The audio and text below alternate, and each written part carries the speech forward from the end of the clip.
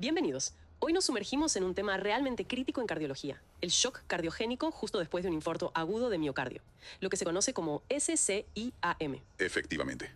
Es una condición, la verdad, devastadora, porque a pesar de todos los avances que ha habido en medicina, sigue siendo la causa número 1 de muerte después de un infarto. Las cifras son, bueno, escalofriantes.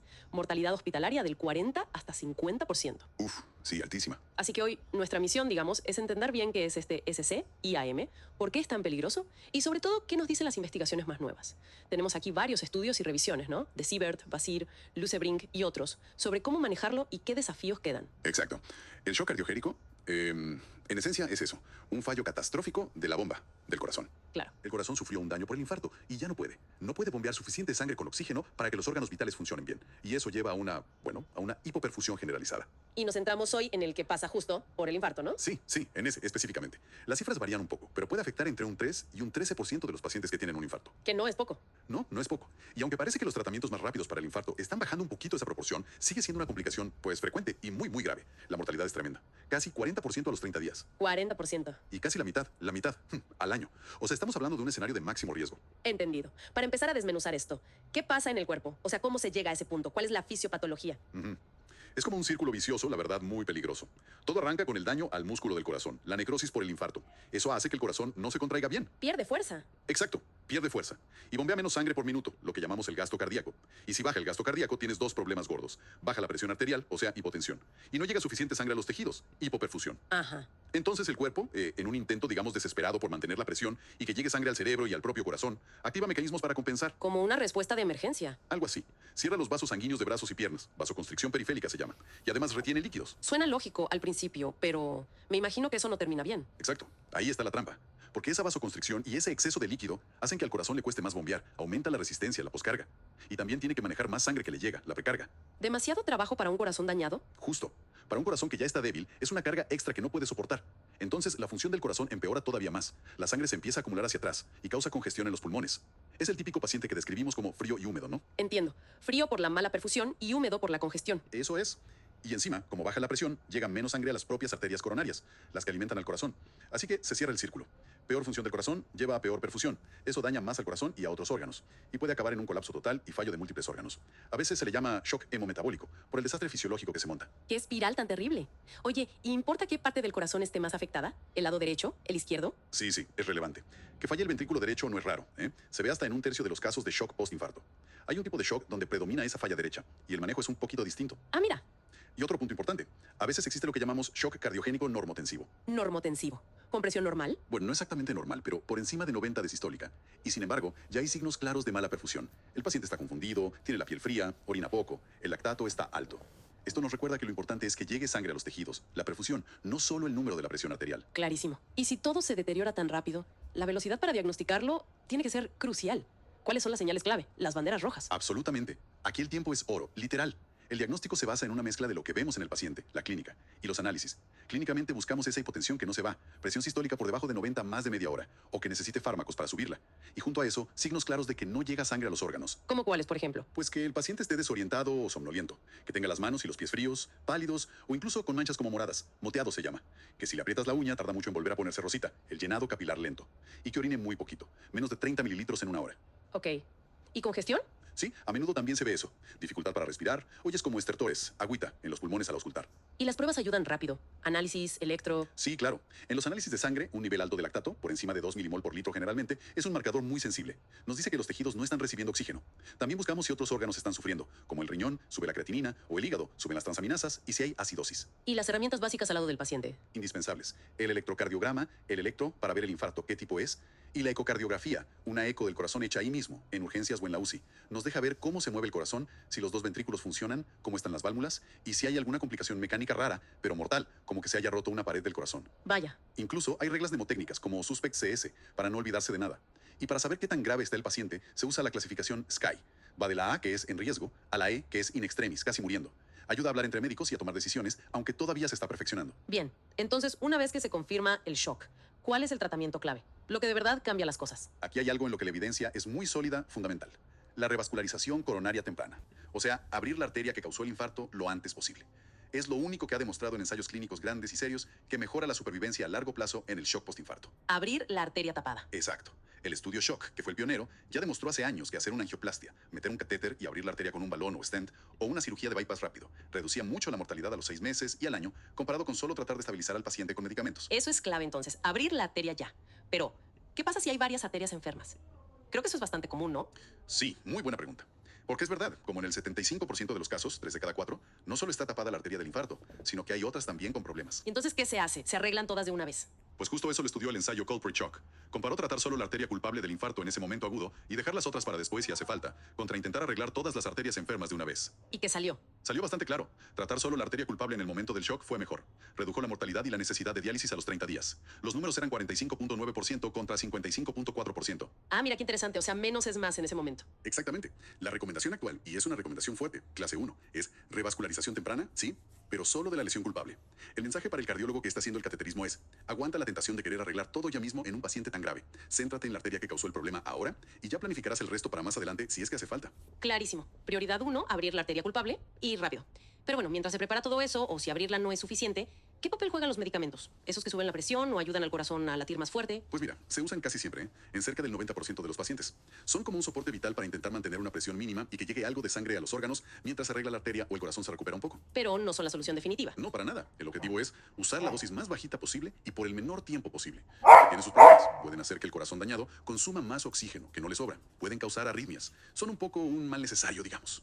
Entiendo. ¿Y hay alguno que sea mejor que otro, según los estudios? Pues, sorprendentemente, para hacer fármacos que usamos todos los días, la evidencia no es tan fuerte como quisiéramos. Si el problema gordo es la presión muy baja, usamos vasopresores. Y ahí parece que la norepinefrina es mejor que la dopamina. Un análisis del estudio SOF2 sugirió que daba menos arritmias y quizá menos mortalidad en el shock cardiogénico. Ok, norepinefrina primero. Sí, suele ser la primera opción. Otro estudio, el Optima CC, comparó norepinefrina con epinefrina y pareció que la epinefrina iba peor, se asoció con más shock que no respondía al tratamiento. Así que, en general, norepinefrina. ¿Y si el problema no es tanto la presión baja, sino que el corazón bombea muy poco? Ahí se usan fármacos que ayudan a contraerse y también dilatan un poco los vasos, los inodilatadores. Los más conocidos son la dubutamina y la milrinona. Hubo un estudio, el Doremi, que los comparó y, bueno, no encontró diferencias claras en los resultados importantes. ¿Y se usa alguno más? La dubutamina es la que más se usa, pero también tiene sus riesgos. Hay otros como el levosimendan, que no está en Estados Unidos y tampoco demostró ser mejor que la dubutamina en un estudio grande, el Survive. Y luego hay cosas más experimentales. Pero vamos, en resumen, los fármacos son un puente, un soporte temporal. Vitales, sí, pero no curan el corazón. Entendido. Son un soporte limitado. Y claro, cuando eso no alcanza, ahí es donde entra el soporte mecánico circulatorio, el SMC. Las máquinas que ayudan al corazón.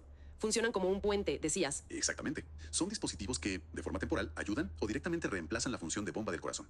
Y los usamos como un puente, sí. Puede ser un puente a que el propio corazón se recupere. Un puente mientras decidimos qué hacer si necesita algo más avanzado. Un puente a un dispositivo de larga duración, un corazón artificial. O un puente a un trasplante de corazón. Hablemos de los principales. El más clásico, el que más tiempo lleva usándose, es el balón de contrapulsación, ¿verdad? El BCI o IVAP. Sí, el balón fue el rey durante décadas. Es un catéter con un globo en la punta que se mete por la arteria de la pierna, la femoral, y llega hasta la aorta. Ahí se infla y desinfla al ritmo del corazón. ¿Y qué hace exactamente? Al desinflarse justo cuando el corazón late, le quita un poco de trabajo. Y al inflarse, cuando el corazón se relaja, empuja la sangre hacia las coronarias. Mejora un poquito el flujo al corazón y reduce un poquito el esfuerzo que tiene que hacer. Es una ayuda, modesta. Modesta, pero sirve. Mejora la supervivencia. Pues ahí vino la sorpresa. El gran estudio EIBP Shock 2, que comparó poner el balón más el tratamiento médico habitual contra solo el tratamiento médico habitual en pacientes con shock postinfarto, pues no demostró ningún beneficio en la supervivencia a los 30 días. Anda, ¿en serio? ¿Después de tantos años usándolo? Sí, fue un resultado que cambió bastante la práctica clínica. Vaya, o sea que el balón ya no se recomienda. No de forma rutinaria para el shock postinfarto, que no tiene otras complicaciones raras. Las guías ahora dicen que es clase 3, o sea, no recomendado o incluso potencialmente perjudicial su uso rutinario. Podría tener algún papel muy específico en ciertas complicaciones mecánicas, como una rotura, pero para el shock normal, postinfarto, la evidencia no lo apoya. Qué interesante cómo cambia todo con un buen estudio. Bueno, pasemos a las bombas que se meten por catéter tipo Impella. Esas sí son más potentes, ¿no? ¿Qué tal van? Sí, la Impella es diferente. Es una bomba pequeñita, como una turbina, que también se mete por una arteria periférica, pero esta llega hasta dentro del ventrículo izquierdo. Y lo que hace es aspirar sangre del ventrículo y bombearla activamente hacia la aorta. Da un soporte mucho más fuerte, más caudal que el balón. Suena mejor. ¿Y la evidencia qué dice? Pues aquí es donde la cosa se pone complicada. Mucho. Hay datos contradictorios. Por un lado, tienes estudios como la iniciativa NSCI, que no fue un ensayo aleatorizado, sino un registro grande, pero que mostró resultados muy buenos. Supervivencia al alta del 71%. 71%, eso es mucho para un shock. Muchísimo. pero lo hicieron siguiendo un protocolo muy estricto. Poner la impela muy pronto, incluso antes de abrir la arteria, y guiándose mucho por mediciones hemodinámicas invasivas. Sugiere que si la usas así, de forma protocolizada y temprana, podría ir bien. Pero, siempre hay un pero, ¿no? Siempre. El pero viene de los ensayos clínicos aleatorizados, que son los que más pesan. Hubo uno pequeño, el IMPRES, que no vio beneficio frente al balón, aunque es verdad que metió a muchos pacientes que habían tenido una parada cardíaca antes, que son un grupo distinto. Ok. Y más recientemente está el Danger Shock, hecho en Dinamarca y Alemania. Este sí encontró que poner una impela, la CP, que es más potente, reducía la mortalidad a los 6 meses comparado con el tratamiento estándar en pacientes seleccionados con infarto tipo STEMI y shock. Los números fueron 45.8% de mortalidad con impela contra 58.5% sin ella. Ah, bueno. ¿Eso sí es positivo? Sí, pero aquí viene el otro pero.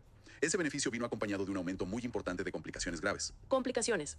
¿De qué tipo? sobre todo sangrados importantes que necesitaron transfusiones o cirugía, y problemas en la pierna por donde se mete el catéter, que no llegue bien la sangre, isquemia, y a veces hasta necesitar amputar la pierna. Uf. Eso es muy serio, muy serio. Entonces, te deja la duda de si ese beneficio en mortalidad compensa el riesgo de estas complicaciones tan graves, sobre todo si se usa fuera de centros con muchísima experiencia. Y para complicarlo más, un análisis que hizo Strage, comparando pacientes de registros de impela con pacientes del estudio del balón IAP Shock 2, no encontró diferencias en mortalidad a 30 días, pero sí confirmó que con impela había más sangrados y más problemas vasculares. ¿Qué lío con la impela entonces? ¿Cuál es la conclusión? ¿Se usa? ¿No se usa? Pues, la conclusión es que no hay conclusión clara todavía. Es muy controvertido. Podría ser útil en pacientes muy bien seleccionados, si se pone muy pronto, por equipos muy expertos y siguiendo protocolos, pero tiene riesgos importantes. No es desde luego una solución mágica ni algo que se deba poner a todo el mundo. Faltan más estudios y mejores. Entendido. Panorama complejo para impela. ¿Y qué me dices del soporte más potente de todos, el ECMO? El VA-ECMO, sí. Oxigenación por membrana extracorpórea venoarterial. Eso ya es lo máximo en soporte temporal. Es como una máquina corazón-pulmón portátil. Saca sangre de una vena grande, la pasa por un oxigenador, la membrana, y la devuelve oxigenada a una arteria. Básicamente, hace el trabajo del corazón y los pulmones. Suena como la solución definitiva para un corazón que no funciona. Suena, pero, de nuevo, la evidencia no acompaña. Al menos no para usarlo de rutina en el shock postinfarto. Los metaanálisis de los estudios más recientes, como el ESLC Shock, han concluido que usar VA-ECMO de forma no selectiva en estos pacientes no mejora la supervivencia. Tampoco. Tampoco. Y además aumenta bastante el riesgo de complicaciones graves, como sangrados masivos y problemas vasculares, incluso más que impela a veces. Vaya. Y tiene otro problema añadido. Al meter sangre a presión en las arterias, aumenta mucho la carga contra la que tiene que luchar el ventrículo izquierdo, que ya está débil. A veces es contraproducente y necesitas poner otro dispositivo, como un balón o una impela, solo para descargar ese ventrículo. O sea que el ECMO tampoco es la panacea. ¿Tiene algún sitio entonces? Quizás en situaciones muy concretas, a lo mejor en otras causas de shock, como una miocarditis fulminante o una sepsis muy grave. O en lo que se llama SPR, que es poner el ECMO durante una parada cardíaca que no responde a la reanimación normal. Pero incluso ahí, los resultados de los estudios son mixtos. Para el shock postinfarto típico, hoy por hoy no se recomienda de rutina. Queda claro que elegir si poner un soporte mecánico y cuál poner es súper complejo. Depende del paciente, de la causa, de si falla un ventrículo o los dos, de qué máquinas tengas en el hospital, de la experiencia del equipo. No hay una receta única. Exactamente. Es medicina de altísima complejidad y tiene que ser muy individualizada. Y dada toda esta complejidad en el diagnóstico, en los tratamientos, ¿cómo se organizan los hospitales para manejar esto? Me imagino que la coordinación debe ser fundamental. Es absolutamente clave. El manejo del shock cardiogénico hoy en día es un deporte de equipo, no hay otra. Y una cosa que está creciendo mucho y que parece que funciona es crear equipos de shock. Equipos de shock, ¿qué son? Son equipos con gente de muchas disciplinas. Cardiólogos que hacen cateterismos, médicos de intensivos, cirujanos cardíacos, especialistas en insuficiencia cardíaca, anestesistas, enfermeras expertas. Todos juntos. ¿Y qué ventaja tienen? Pues que permiten evaluar al paciente muy rápido entre todos, tomar decisiones consensuadas sobre qué hacer, si necesita cateterismo ya, qué fármacos, si necesita un soporte mecánico y cuál, y poner en marcha todo de forma coordinada. Parece que mejora los resultados. Tiene lógica. Y también ayuda a usar protocolos estandarizados de manejo, como el que usaron en ese registro NCSI que comentamos. Que digan, si el paciente cumple esto, hacemos esto otro. Monitorizamos así. Sistematizar un poco el proceso inicial. También parece que mejora las cosas, aunque aún faltan estudios grandes que demuestren el beneficio del protocolo en sí. Y a nivel de organización de hospitales, también hay estrategias. Sí, también es importante. Se está impulsando mucho la idea de crear redes, sistemas regionales de cuidado, con un modelo que llaman Hub and Spoke, como el eje y los radios de una rueda. ¿Cómo funciona eso? Pues tienes hospitales muy grandes, los hubs o centros de nivel 1, que tienen de todo, 24 horas al día, 7 días a la semana. Sala de cateterismo siempre lista, toda la gama de soportes mecánicos, cirugía cardíaca, posibilidad de trasplante. Y estos centros se coordinan con hospitales más pequeños, comunitarios, los spokes, nivel 2 o 3. Para que si llega un paciente con shock a un hospital pequeño, Exacto. Se active el sistema, se hable con el centro grande y se traslade al paciente rápido para que reciba el tratamiento avanzado que necesite. La idea es que todos los pacientes tengan acceso a los mejores cuidados posibles, vivan donde vivan. Aún se está definiendo bien cómo clasificar los centros, pero la lógica es esa: mejorar el acceso y ojalá racionalmente la herramienta para monitorizar en detalle ha sido el catéter de arteria pulmonar, el PAC, también llamado Swan-Ganz. el Swan-Ganz, ¿todavía se usa? Pensé que estaba un poco pasado de moda. Y te permite medir muchas cosas. Presiones dentro del corazón derecho y de la arteria pulmonar, cuánto está bombeando el corazón, el gasto cardíaco, cuánto oxígeno queda en la sangre venosa. Te da mucha información de cómo está funcionando todo por dentro. Muchísima. Ayuda a entender qué tipo de fallo predomina. Si es más el ventrículo izquierdo o el derecho, si es un problema de llenado o de bombeo. Ayuda a ajustar los fármacos, a ver si el soporte mecánico está haciendo su trabajo y a decidir cuándo se puede empezar a quitar la ayuda. Pero, ¿mejora la supervivencia poner un Swan-Ganz? Ahí está el tema. A pesar de toda la información útil que da, ningún estudio clínico grande ha demostrado que poner un Swan-Ganz de rutina a los pacientes con shock cardiogénico mejore su supervivencia. Vaya, o sea, nos ayuda a entender, pero no es un tratamiento en sí. Exacto. Por eso las guías no lo recomiendan de rutina para todos, pero sí puede ser muy útil en casos complejos. Si no estás seguro del diagnóstico, si sospechas que falla el ventrículo derecho, si el paciente no mejora como esperabas, o si estás pensando en poner un soporte de larga duración o un trasplante. Entendido. Entonces, si el SWAN no es la clave para la supervivencia, hay otras cosas que sí nos digan si vamos por buen camino. ¿Algún objetivo, alguna meta que buscar? Esa es una línea de investigación súper interesante ahora mismo. Justo uno de los estudios que mencionamos, el de Siebert, analizó esto. Miraron hacia atrás, en pacientes con shock postinfarto, y encontraron algo muy revelador. ¿El qué? Vieron que los pacientes que alcanzaban ciertos objetivos fisiológicos y clínicos a las 24 horas de empezar el tratamiento tenían muchas más probabilidades de sobrevivir. Y esto pasaba sin importar qué tipo de soporte mecánico les habían puesto al principio, o incluso si no les habían puesto ninguno. Anda.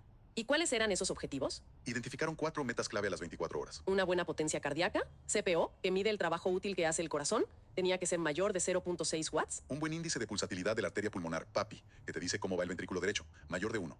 Que el lactato en sangre, el marcador de que llega oxígeno a los tejidos, bajara de 4 milimols litro. Necesitar pocos fármacos para mantener la presión, menos de 2 vasopresores. Vaya, o sea que lograr esas metas fisiológicas era lo que marcaba la diferencia. Sobrevivían mucho más los que las alcanzaban. Muchísimo más. Mira, el 75%, 3 de cada 4, de los que sobrevivieron habían cumplido 3 o 4 de esas metas a las 24 horas. En cambio, entre los que fallecieron, solo el 16% lo había logrado. Es una diferencia enorme. Enorme. Y esto sugiere algo muy potente, que quizá más importante que pelearnos sobre qué máquinas mejor ponerle al paciente, es centrarnos en optimizar su fisiología lo antes posible, lograr esas metas de buena perfusión y buena función cardíaca. De hecho, la potencia cardíaca del CPO ya se había visto que era un predictor fuerte de supervivencia desde el estudio Shock original.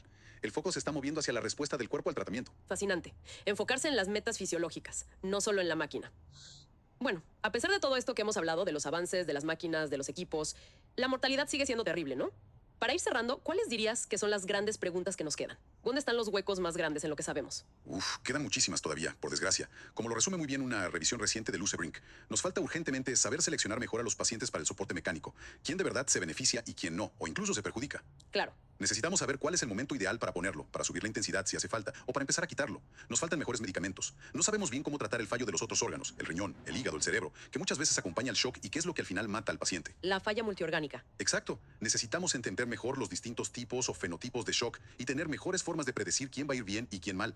Tenemos que diseñar mejores estudios clínicos que no solo miren si el paciente vive o muere a los 30 días, sino cómo queda neurológicamente, cómo es su calidad de vida. Resultados que importan a largo plazo. Eso es. Y por supuesto, están los temas éticos, ¿no? ¿Cuándo un tratamiento ya es inútil, fútil? ¿Cómo usamos estos recursos que son carísimos y limitados de forma justa? Hay mucho trabajo por delante. Sin duda, un camino largo.